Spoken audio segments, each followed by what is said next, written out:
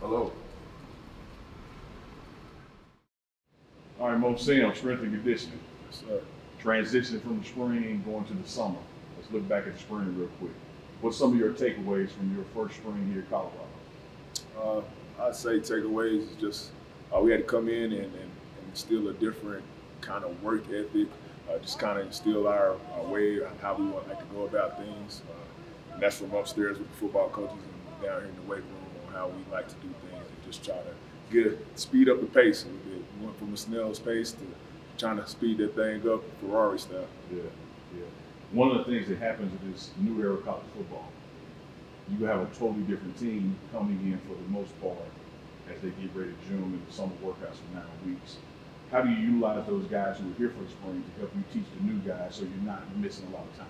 Yeah, so it's a good point that you just made. So our new guys, they just, again, like we just talked about, the way that we do things, you got to use those new guys to just show the new guys the ropes and get them up to speed as fast as you can. That can help with as far as our initial setup and warm-ups and how we stack up in here.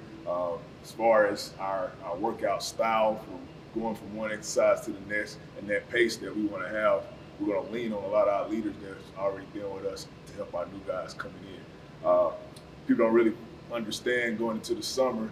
A lot of stuff that you do in the spring or winter is to set you up for the summer. So we kind of taking a little back seat and kind of, I guess, not having the head start that we thought we would have, being that we kind of start over with a new group of guys. But no excuses, man. We're gonna get the job done.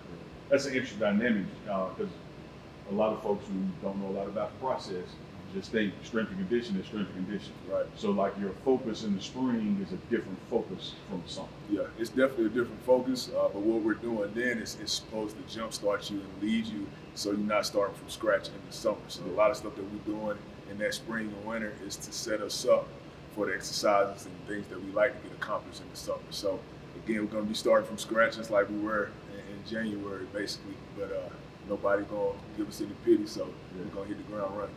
You're one of those guys, much like all the coaches upstairs, you know what it's supposed to look like. Right. You've been at the University of Georgia, seen their strength and conditioning program, you worked there.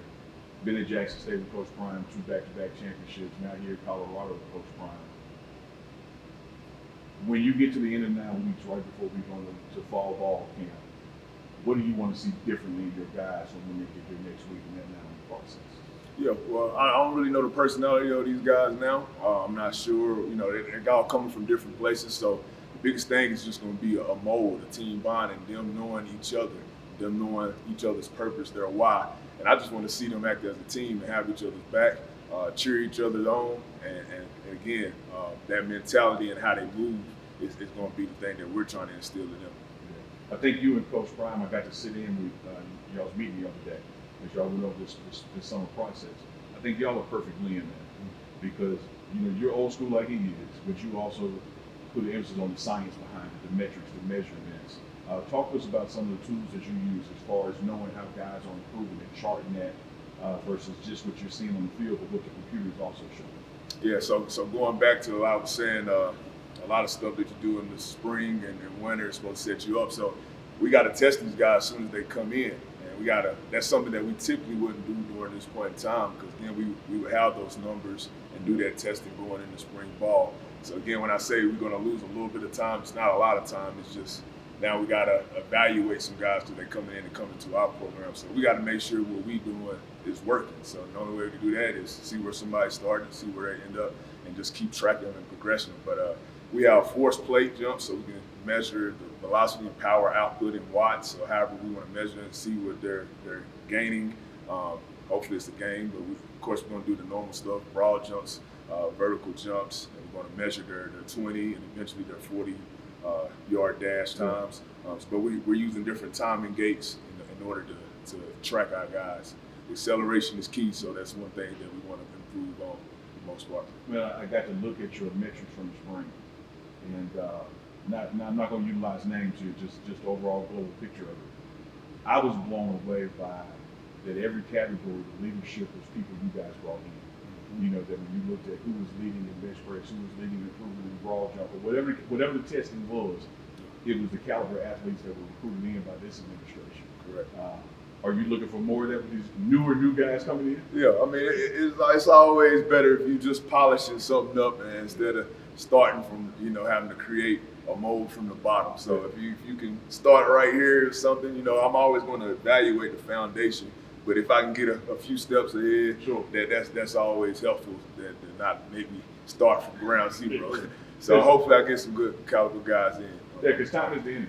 Like the Correct. clock is ticking. Right. We got to get there. Jackson State Memorial Stadium, you utilize the steps of the better life. Correct. Folsom Field, what's your outlook? Well, it's kind of routine. The guys that's already here, I'm pretty sure they prepping them already. As soon as we come in, it's kind of like a tradition now. That first week, that first Friday, we gotta embrace what you're going to be trying to protect, and that's the whole thing is to try to, again, we talking about that mentality piece. You got to protect this house, so you got to spend some time grinding, putting sweat in, blood, sweat, and tears, in order to do that. And we got to put some work in that environment before those Saturdays hit, and so we can protect the house. It's Saturday, we're at TCU, Dallas-Fort Worth area, coming out the tunnel. What does an athlete trained all summer long by most seniors of this staff look like coming out that tunnel? He look confident, he look strong, and you know that he's ready to put in the work. I mean, he's ready to show and shine off of all the work that he's put in. That's what he look like. He's a confident man ready to go dominate. One of the things I like about this process is that you get these guys ready to play ball, and then you kind of turn over that clay you molded to the football guys, the X's and O's guys.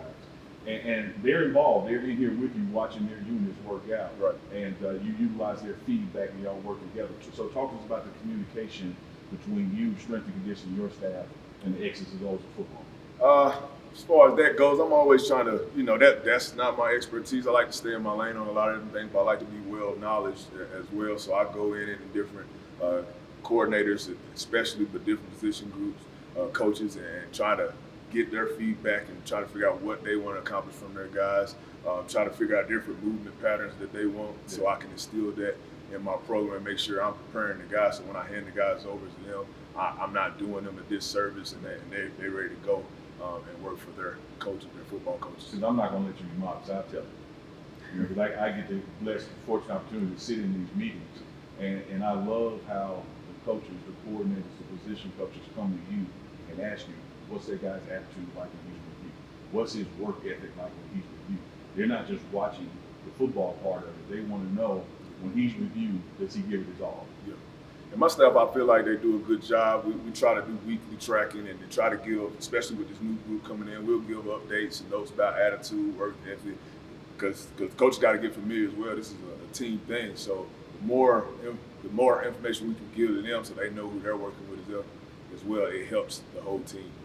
You looking forward to it? I'm looking forward. I'm It's excited. here, man. I'm excited. It's here, baby. It's here. I just posted something the other day saying there's no time to waste. There's no time to waste. It's going to be 3 months from the time they get here until we playing ball. So I'm excited and ready to go. Coach, I know you're getting organized. The guys will be in this week and next week getting started. Coach Mo Sims, we appreciate your time, Coach Mo. Oh, yeah. Appreciate you. Oh, Thank man. you.